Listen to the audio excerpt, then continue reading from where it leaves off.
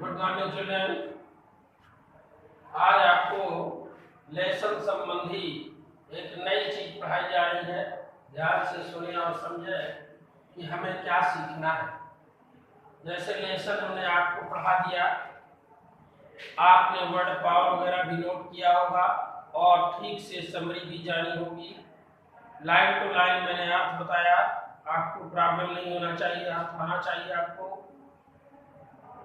अब जानने की जरूरत है कि लेसन से क्या क्या पूछा जाता है। लेसन से 60 क्वेश्चन के आंसर और क्वेश्चन के लॉन्ग आंसर, एक्सप्लेनेशन, व्याख्या। तो ये क्वेश्चन आंसर तो पहले से चला रहा है सिस्टम, आप जानते हैं अच्छी तरीके। मैं 60 क्वेश्चन लिख करके आपको समरी भेजूंगा, तो 60 क्वेश्चन के आंसर आप अपनी कॉपी में नोट करेंगे। लॉन्ग स्वयं से बनाएं। अब आप हाई स्कूल के विद्यार्थी नहीं हैं, जो आपने स्टोरी पढ़ी उससे रिलेटेड स्वयं लॉन्ग आंसर तैयार करेंगे। 60 क्वेश्चन के आंसर मैं भेज दूंगा तो आप नोट कर लेंगे। अब समझने की चीज क्या है जो आपको बोर्ड में समझाया जा रहा है, ये आपके लिए बिल्कुल नई चीज है। ये पैराग्राफ तो आपका छपा होगा, देखिए लेसन का नाम है lesson first the portrait of a lady. ये लेसन का नाम है, लिखा किसने? खुशवंत सिंह ने। ये सब लिखा है आपको। अब ये पैराग्राफ आपके परीक्षा प्रश्न पत्र में छपा हुआ आएगा, माय ब्लड मदर से लेकर के नो इट बाय हार्ट तक मैं आपको व्याख्या कर रहा हूँ। यही नहीं छपा हुआ आएगा, लेसन से कोई और भी पैराग्राफ छपा हुआ आएगा जिसको देखकर आपको ये चीजें लिखनी है। पहला रेफरेंस। रेफरेंस को हिंदी में संदर्भ कहते हैं, और ये चीज आपने हिंदी में पढ़ा है कि संदर्भ क्या होता है। संदर्भ कहते हैं जिसमें पैराग्राफ कहाँ से रिलेटेड है, कौन से लेसन से और कौन उसके राइटर है, इसको संदर्भ कहते हैं। तो ये चीज देखिए, लिखने का तरीका जो है मैं आपको बता रहा हूँ। एक बार बताऊंगा, बाकी हर लेसन में आपको अपने से लिखना है। एक बार मैं बोर्ड में बता रहा हूँ, ध्यान देते जाइए। These lines have been selected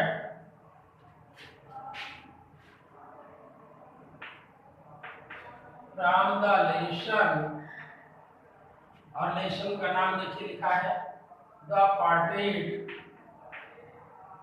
the portrait of a lady. ये लेसन का नाम है, इसको कामा से बंद कर दीजिए। The portrait of lady written by Khushwant Singh.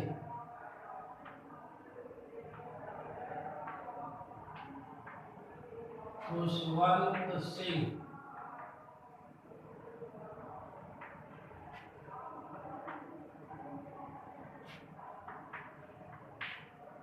in the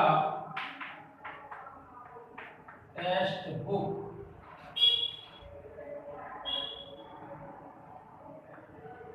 in the text book. और टेक्स्ट बुक का नाम भी लिख सकते हैं आप, हार्नबिल।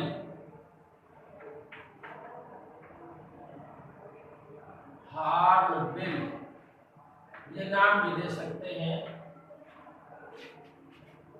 देखिए लिखिए, लिखा हुआ है these lines have been selected, have been selected, have been taken from the lesson the portrait of a lady written by Khushwant Singh in the text book hornbill. आप कॉन्टेक्स्ट कैसे लिखेंगे ये समझने की आवश्यकता है। कॉन्टेक्स्ट को हिंदी में कहते हैं प्रसंग। प्रसंग। अब देखिए प्रसंग माने पूर्व का साथ, यानी इस पैराग्राफ के पहले क्या था ये आपको बुक से हिंट लेना पड़ेगा।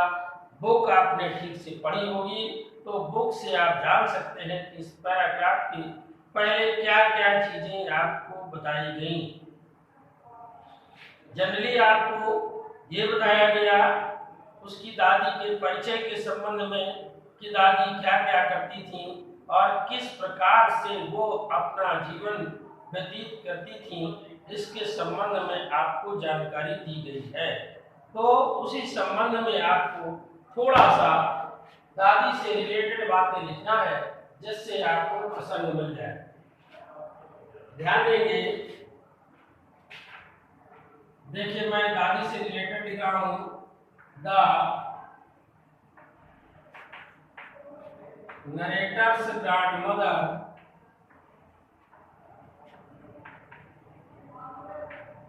was very religious. She always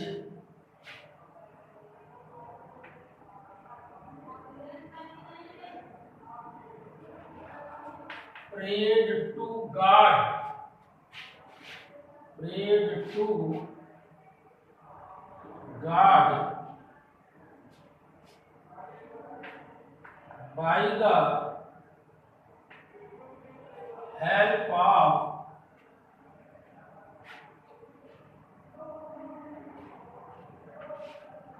holy garland.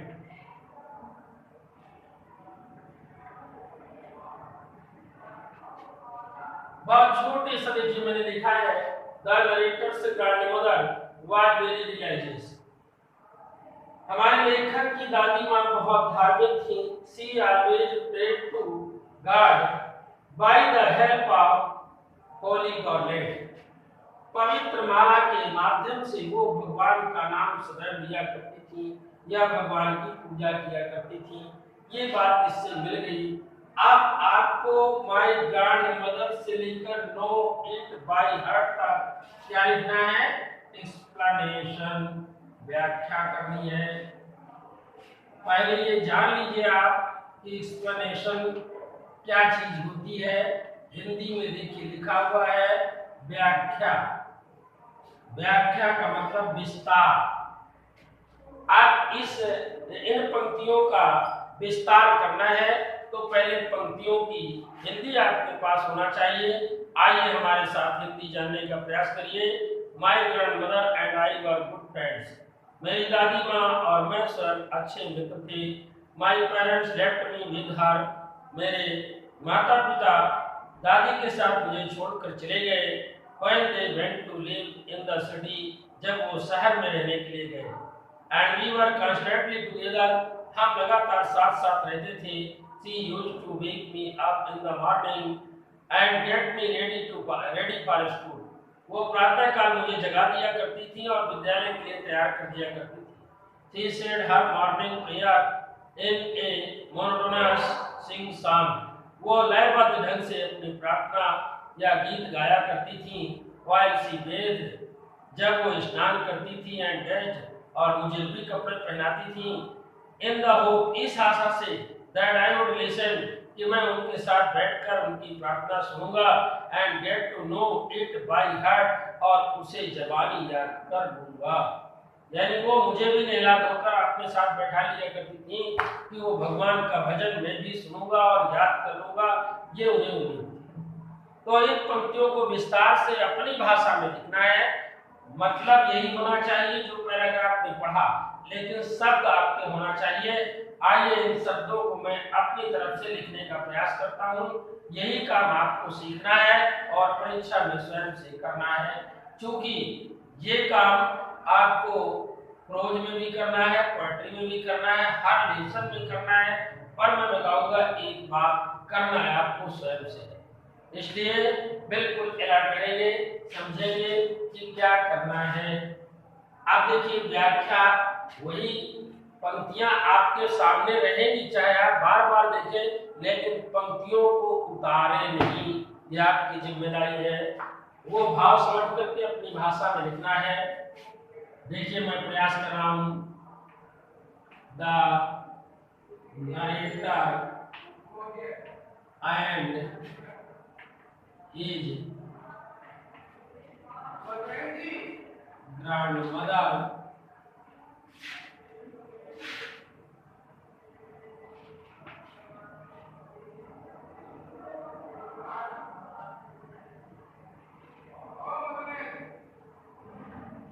lived together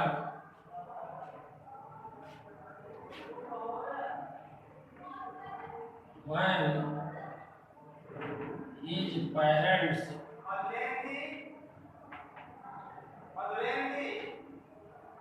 left him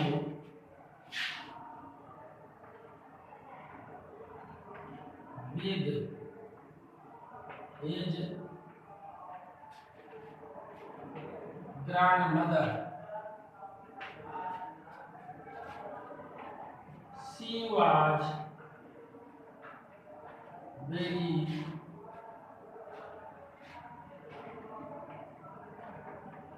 pious and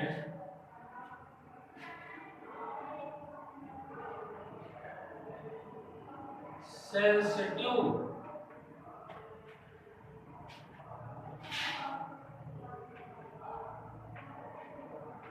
She always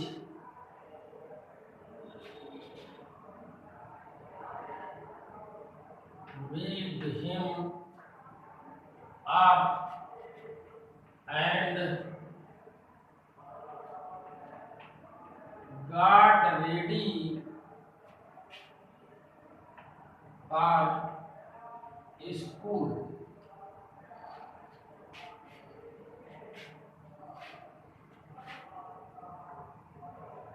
She taught me the prayer of God and tried to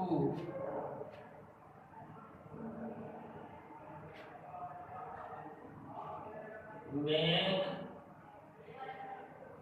him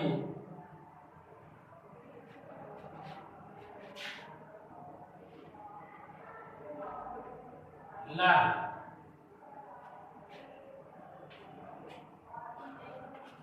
She hoped that her grandson would be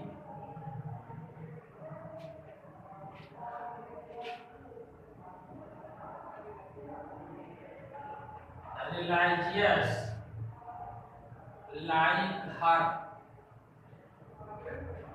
देखिए और भी विस्तार किया जा सकता है, लेकिन मैंने इतना ही लिखा है आपको समझाने के लिए, फर्स्ट अटेम्प्ट, कि आप जाने। अब देखिए इन पंक्तियों में वही भाव है जो उनमें था। क्या लिखा मैंने? The narrator and his grandmother lived together. Lesson लिखने वाला और दादी मां साथ साथ रहा करते थे। When his parents left him, जब उसके माता पिता उसे छोड़ गए, with his grandmother, दादी के साथ वो चले गए थे बाहर ना। She was very pious, वो बहुत धार्मिक and sensitive और समझदार महिला थी। She always waked him up and got ready for school, वो उसे प्रातः काल जगाया करती थी और विद्यालय के लिए तैयार कर देती थी। She taught me the prayer of God, वो भगवान की प्रार्थना मुझे समझाती थी या उपदेश देती थी। And tried to make him learn, और मुझे याद कराने का प्रयास करती थी। She hoped, वो आशा करती थी, that her grandson, कि उनका पोता would be religious like her, उनके समान धार्मिक बन जाए। ऐसा देखिए लिखा है मैंने। मुझे और कुछ पंक्तियों की जरूरत थी, लेकिन स्थान नहीं था, इसलिए मैंने इतना ही लिखा है। आप चाहेंगे इतना ही लिखेंगे, लेकिन पूरी बात आपकी आ जाएगी, नंबर अच्छे मिलेंगे।